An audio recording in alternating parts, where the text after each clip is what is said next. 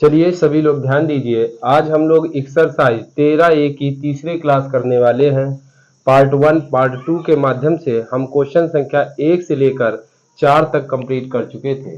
भाग 1 में हम क्वेश्चन संख्या 1 और 2 को पढ़ा था और भाग 2 में क्वेश्चन संख्या 3 और 4 को पढ़ा था। आज हम भाग 3 के माध्यम से क्वेश्चन संख्या 5 से लेकर आगे की ओर बढ़ेंगे। तो चलिए देखिए, हम 13वां चैप्टर पढ़ रहे हैं, पृष्ठीय क्षेत्रफल और आयतन। देखिए क्वेश्चन नंबर 5 क्या कहता है। कहता है कोई बर्तन एक खोखले अर्धगोले के आकार का है जिसके ऊपर एक खोखला बेलन अध्यारोपित है। अर्धगोले का व्यास 14 सेंटीमीटर है और इस बर्तन की कुल ऊंचाई 13 सेंटीमीटर है। इस बर्तन का आंतरिक पृष्ठीय क्षेत्रफल ज्ञात कीजिए। देखिए हमने आपको बताया था कि इस चैप्टर में या इसके पिछले चैप्टर में आपको फार्मूले याद होना चाहिए। अगर आपको फार्मूले याद हैं और आप चित्र बनाना जानते हैं तो कोई प्रॉब्लम नहीं होगी। तो देखिए कैसे बनेगा इसका चित्र। अगर चित्र आप सही बना लेते हैं तो सवाल को लगाने में कोई प्रॉब्लम नहीं होगी। देखिए यहाँ पर क्या कहा गया, कोई बर्तन एक खोखले अर्धगोले के आकार का है जिसके ऊपर एक खोखला बेलन है, मतलब नीचे एक अर्धगोला है। अर्धगोला हमने आपको बताया था। देखिए जैसे ये आपका गोला होता है, ये आपका गोला होता है, ये आपका क्या होता है, गोला। गोला कैसा, बिल्कुल गोल इस टाइप से। ये आपका गोला हो गया और गोले अर्ध ये, लेकिन गोला पूरा, ये पूरा गोला है, जबकि इसने कहा अर्धगोला। अर्धगोला क्या होता है, केंद्र ये हो गया। अब जब ये केंद्र है तो इसका आधा, ये आधा भाग अर्धगोला हो गया, आधा भाग अर्धगोला। तो ये अर्धगोले की बात की गई है। तो यहाँ अर्धगोला, कोई बर्तन एक खोखले अर्धगोले के आकार का है, अर्धगोला हो गया, जिसके ऊपर एक खोखला बेलन अध्यारोपित है। इसके ऊपर क्या अध्यारोपित है, एक बेलन। तो बेलन कैसा होता है, बेलन जो होता है वो सिलेंडर के आकार का होता है। सिलेंडर देखा होगा आप लोगों ने, सिलेंडर के आकार का क्या होता है, बेलन होता है। कैसा, ये देखिए ये आपका बेलन बन रहा है, ये आपका बेलन हो गया, ये आपका बेलन हो गया। देखिए ऊपर का हिस्सा जो है आपको दिख रहा होगा, ऊपर का हिस्सा आपको बेलन का आकार का दिख रहा होगा और नीचे का हिस्सा अर्धगोले का आकार का दिख रहा होगा। ये आपका बर्तन तैयार हो गया। सवाल ने कहा कोई बर्तन एक खोखले अर्धगोले के आकार का, ये अर्धगोला होगा, जिसके ऊपर एक खोखला बेलन अध्यारोपित है। इसके ऊपर ये खोखला बेलन अध्यारोपित हो गया। अर्धगोले का व्यास 14 सेंटीमीटर। व्यास क्या होता है, ये यहां से लेकर यहां तक, ये पूरी दूरी जो है ये 14 सेंटीमीटर बताई गई है। तो देखिए अर्धगोले का यहाँ पर व्यास दिया गया है, क्या दिया गया है, अर्धगोले का, अर्धगोले का व्यास। व्यास क्या होता है, त्रिज्या का दुगना। अर्धगोले का व्यास 14 सेंटीमीटर, तो व्यास 2r बराबर 14 सेंटीमीटर। तो देखिए अगर हम त्रिज्या की बात करें तो अर्धगोले का व्यास जो होगा, अर्धगोले की त्रिज्या निकाल लेते हैं। त्रिज्या क्या होता है, व्यास की आधी, तो 14/2, 2 सत्ते 14, अर्थात यहाँ पर त्रिज्या जो बनी वो 7 सेंटीमीटर। जब टोटल यहाँ से यहाँ तक दूरी 14 है तो ये आधी दूरी कितनी होगी, 7 होगी। तो ये 7 सेंटीमीटर आपकी त्रिज्या आ गई, 7 सेंटीमीटर त्रिज्या आ गई। अब सवाल का, इस बर्तन की कुल ऊंचाई 13 है। इस बर्तन की कुल ऊंचाई यहां से लेकर टोटल, ये टोटल दूरी कितनी है, 13 सेंटीमीटर। यहां से लेकर यहां तक कुल दूरी, कुल ऊंचाई, तो बर्तन की कुल ऊंचाई, बर्तन की कुल ऊंचाई, बर्तन की कुल ऊंचाई 13 सेंटीमीटर है, 13 सेंटीमीटर है। बर्तन की कुल ऊंचाई कितनी है, 13। अब देखिए जब कुल ऊंचाई 13 है, अगर अब बात की जाए कि बेलन की ऊंचाई कितनी होगी, खोखले बेलन की ऊंचाई कितनी होगी, तो देखिए ये त्रिज्या, केंद्र से परिध तक दूरी क्या होती है, केंद्र से परिध तक दूरी त्रिज्या होती है। तो केंद्र ये हो गया, तो ये त्रिज्या हो गई। तो देखिए त्रिज्याएं सदैव समान होती है, तो इधर इधर ये भी दूरी क्या होगी, ये भी त्रिज्या होगी, ये भी त्रिज्या। तो ये जब 7 है तो ये नीचे भी 7 होगी, नीचे भी 7 होगी, ये मतलब 7। अब ये 7, यही त्रिज्या ही इस अर्धगोले की ऊंचाई हो गई, यही त्रिज्या ही अर्धगोले की ऊंचाई हो गई। जब टोटल ये ऊंचाई 13 है, अगर अर्धगोले की ये 7 सेंटीमीटर ऊंचाई हटा दी जाए, मतलब घटा दी जाए, तो आपको बेलन की ऊंचाई प्राप्त हो जाएगी। मतलब 13 में अगर नीचे की ये 7 हम हटा दें तो अर्धगोला की ऊंचाई हट जाएगी, मतलब 13 में 7 घटेगा तो 6 सेंटीमीटर ये बेलन की ऊंचाई प्राप्त हो जाएगी। तो अतः अगर हम बेलन की ऊंचाई निकालते हैं, बेलन की ऊंचाई यदि हम निकालें तो कितनी होगी, तो बेलन की ऊंचाई बराबर कुल ऊंचाई में, कुल बर्तन की ऊंचाई में, कुल बर्तन की ऊंचाई में हम घटा दें किसकी, अर्धगोले की ऊंचाई, अर्धगोले की ऊंचाई। अर्धगोले की ऊंचाई जो है वो त्रिज्या ही है, वो क्या है, वो त्रिज्या ही है। मतलब कुल बेलन की ऊंचाई कितनी होगी, बेलन की ऊंचाई, तो कुल ऊंचाई 13 है, अर्धगोले की ऊंचाई 7 है, 13 में 7 गया तो 6 सेंटीमीटर। अब देखिए जो अर्धगोले की त्रिज्या है, अब ऊंचाई तो हमें इसकी भी पता हो गई, इसकी भी पता हो गई, तो ये कितनी निकली, ये निकली 6 सेंटीमीटर। तो 6 ये 7 ये 7 6 टोटल 13 हो गई। अब इसकी त्रिज्या, त्रिज्या दोनों की समान होगी, जो अर्धगोले की त्रिज्या है वही बेलन की त्रिज्या होगी, क्योंकि ये जो खोखला बेलन है ये अर्धगोले पर अध्यारोपित है। अध्यारोपित का मतलब पूरी तरीके से ढका हुआ है, तो ढका हुआ है तो इसकी दोनों की त्रिज्याएं क्या होंगी, समान होंगी। अब देखिए हमें बताना है इस बर्तन का आंतरिक पृष्ठीय क्षेत्रफल, तो लिखेंगे बर्तन का आंतरिक पृष्ठीय क्षेत्रफल। तो बर्तन का आंतरिक पृष्ठीय क्षेत्रफल क्या, मतलब बर्तन का टोटल पृष्ठीय क्षेत्रफल कितना है, टोटल पृष्ठीय क्षेत्रफल कितना है। तो अगर हम खोखले बेलन का पृष्ठीय क्षेत्रफल निकाल लें और अर्धगोले का पृष्ठीय क्षेत्रफल निकाल लें और दोनों को जोड़ दें तो पूरे बर्तन का पृष्ठीय क्षेत्रफल आ जाएगा। तो हम क्या करते हैं कि खोखले बेलन का पृष्ठीय क्षेत्रफल, खोखले बेलन का पृष्ठीय, आंतरिक पृष्ठीय क्षेत्रफल का मतलब होता है वक्र पृष्ठ, और खोखले बेलन का वक्र पृष्ठ प्लस अर्धगोले का वक्र पृष्ठ, गोले का पृष्ठीय क्षेत्रफल। तो चलिए अब देखिए यहां पर फार्मूला रखिए, तो बर्तन का आंतरिक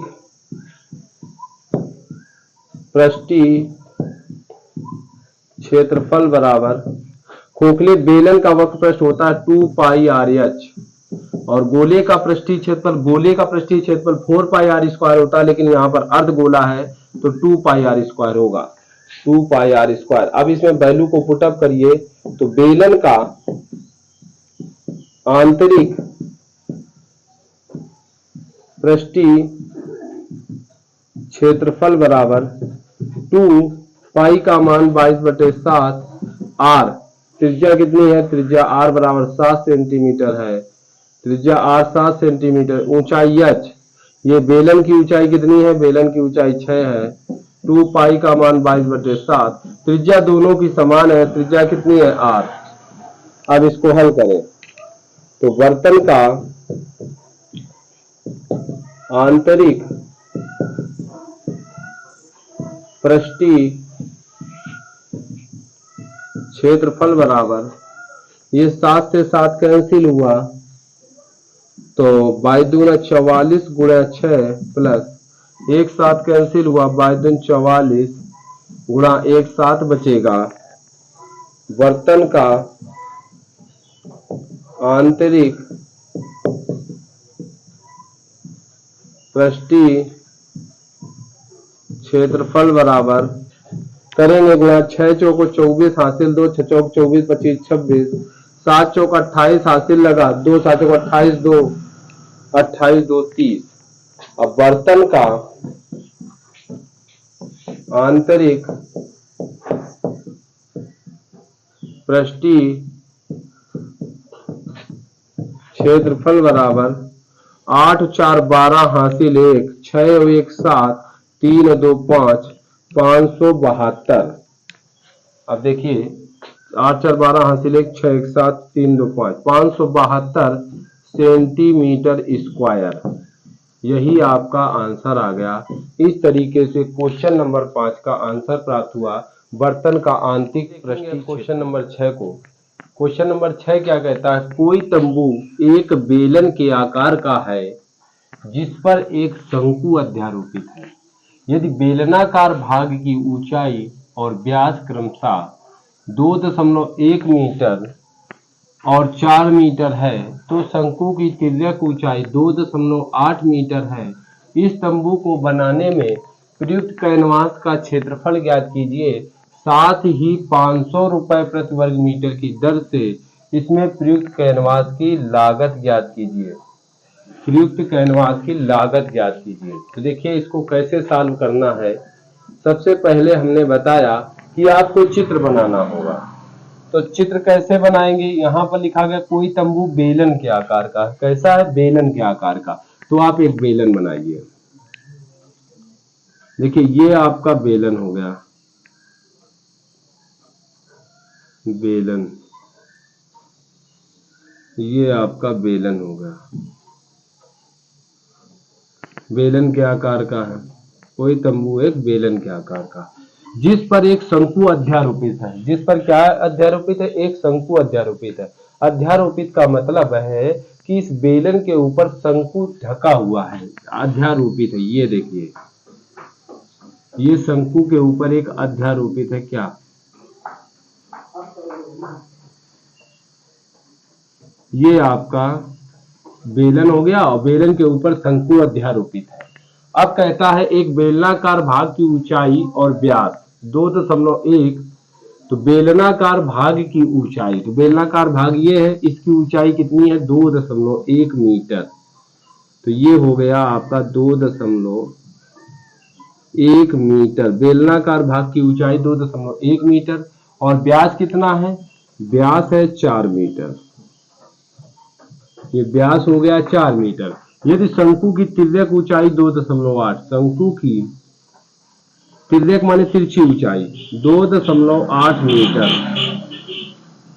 शंकु की तिरछी ऊंचाई 2.8 मीटर। इस तंबू को बनाने में प्रयुक्त कैनवास का क्षेत्रफल ज्ञात कीजिए। देखिए जो दिया था वो हमने सब कुछ लिख दिया। मतलब क्या दिया था, उसने दिया था बेलनाकार भाग की, बेलन की ऊंचाई या बेलनाकार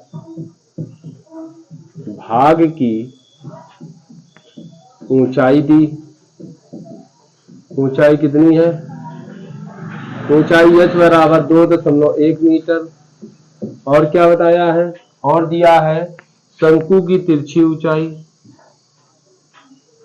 या इधर लिखते हैं चलो, बेलनाकार भाग का व्यास भी दिया है।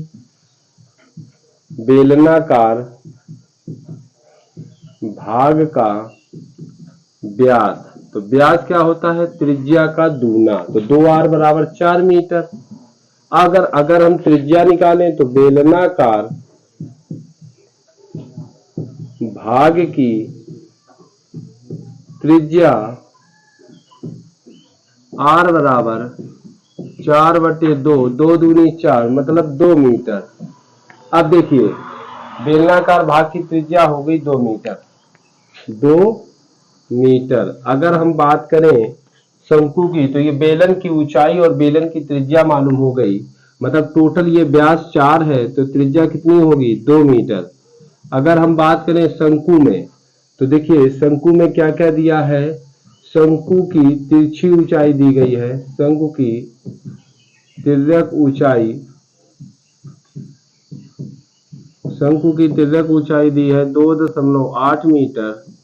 और शंकु की त्रिज्या क्या होगी, तो शंकु जब इसका व्यास 4 है तो ये भी व्यास 4 होगा, ये भी व्यास 4 मीटर होगा। जब ये 4 है तो ये त्रिज्या कितनी होगी, 2 मीटर। तो शंकु की अगर त्रिज्या की बात की जाए, शंकु की त्रिज्या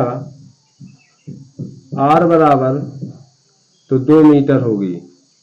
शंकु की भी त्रिज्या, शंकु की तिरछी ऊंचाई और बेलन की ऊंचाई और बेलन की त्रिज्या हमें ज्ञात हो चुकी है। अब पूछा गया है कि ये जो कैनवास है, मतलब ये जो तंबू है, तंबू को बनाने में प्रयुक्त कैनवास का क्षेत्रफल, मतलब कैनवास का पृष्ठीय क्षेत्रफल पूछा गया है। कैनवास का पृष्ठीय क्षेत्रफल, तो कैनवास का पृष्ठीय क्षेत्रफल क्या होगा? तो देखिए कैनवास का पृष्ठीय क्षेत्रफल होगा, मतलब बेलन का पृष्ठीय क्षेत्रफल, बेलन का पृष्ठीय क्षेत्रफल, बेलन के पृष्ठीय क्षेत्रफल में यदि हम शंकु का पृष्ठीय क्षेत्रफल जोड़ दें, शंकु का पृष्ठीय क्षेत्रफल जोड़ दें, बेलन के पृष्ठीय क्षेत्रफल में शंकु का पृष्ठीय क्षेत्रफल जोड़ दें, तो इस कैनवास का, इस पूरे तंबू का पृष्ठीय क्षेत्रफल ज्ञात हो जाएगा।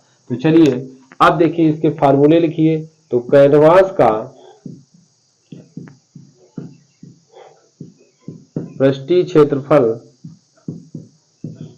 बराबर, देखिए हमने आपको फार्मूले सभी लिखाए थे और बताए थे, और हमने ये भी बताया था कि जिन छात्रों ने अभी तक फार्मूले नहीं लिखे हैं, नहीं याद किए हैं, नहीं समझे हैं, तो वो क्या करेंगे, इस चैप्टर के अंतिम पेज पर आपको ये फार्मूले लिखे हुए मिलेंगे, वहां पर आप जा करके सभी फार्मूलों को लिख करके तैयार कर लें। तो चलिए बेलन का पृष्ठीय क्षेत्रफल क्या होता है? फार्मूला होता है 2πr(s). अगर बात करें शंकु का पृष्ठीय क्षेत्रफल क्या होता है? πr(l), πr(l). तो कैनवास का पृष्ठीय क्षेत्रफल 2π का मान 22/7, r कितना है? r बेलन की भी 2 है, और ऊंचाई कितना है बेलन का? बेलन की ऊंचाई 2.1, पाई का मान 22/7, r कितना है? शंकु का 2 है और यल कितना है? 2.8। अब देखिए इसको हल करेंगे तो कैनवास का पृष्ठीय क्षेत्रफल 22×44×88/7 इंटू 2.1, 22×44/7 इंटू 2.8। हल करेंगे, दशमलव हटाएंगे, एक अंक पे .10, दशमलव हटाएंगे, एक अंक पे 0, एक अंक पे दशमलव। अब देखिए 7 त्रिका 21, 7 चौक 28। अब इनका गुणा कर दीजिए, तो कैनवास का पृष्ठीय क्षेत्रफल 23/24 हासिल लगा 2, 23/24 2 26/10 प्लस 4 चौको 16, 4 चौको 16 1 17 176/10।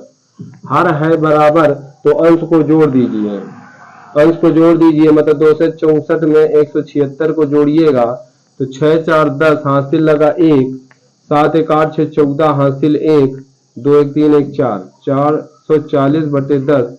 1 0 से 1 0, 1 का भाग इसमें करेंगे तो 44 मीटर स्क्वायर। देखिए इस पूरे तंबू के कैनवास का क्षेत्रफल आ गया 44 मीटर स्क्वायर। तो अगर क्षेत्रफल पूछता तो यही आपका आंसर हो जाता, लेकिन इसमें पूछा गया है, कहता है कैनवास का क्षेत्रफल ज्ञात कीजिए, तो कैनवास का क्षेत्रफल आपका ज्ञात हो गया 44 मीटर स्क्वायर, एक आंसर आपका आ गया। लेकिन इसमें यह भी कहा गया है साथ ही 500 रुपए प्रति वर्ग मीटर की दर से इसमें प्रयुक्त कैनवास की लागत भी ज्ञात कीजिए। तो मतलब 1 मीटर स्क्वायर की लागत कितनी है? 1 मीटर स्क्वायर कैनवास की लागत, 1 मीटर स्क्वायर कैनवास की लागत कितने रुपए है? 500 रुपए है। 1 मीटर स्क्वायर कैनवास की लागत 500 रुपए है, जबकि ये पूरा कैनवास कितना है? यह है 44 मीटर स्क्वायर कैनवास की लागत, 44 मीटर स्क्वायर कैनवास की लागत कितनी होगी? तो 500 गुणा 44, 00 5 को 20, हासिल लगा 2, 5 को 20, 2 22, मतलब 22,000 रुपए। कितना होगा? 22,000 रुपए पूरे तंबू के कैनवास की लागत होगी। इस प्रकार से इस क्वेश्चन का आंसर 22,000। चलिए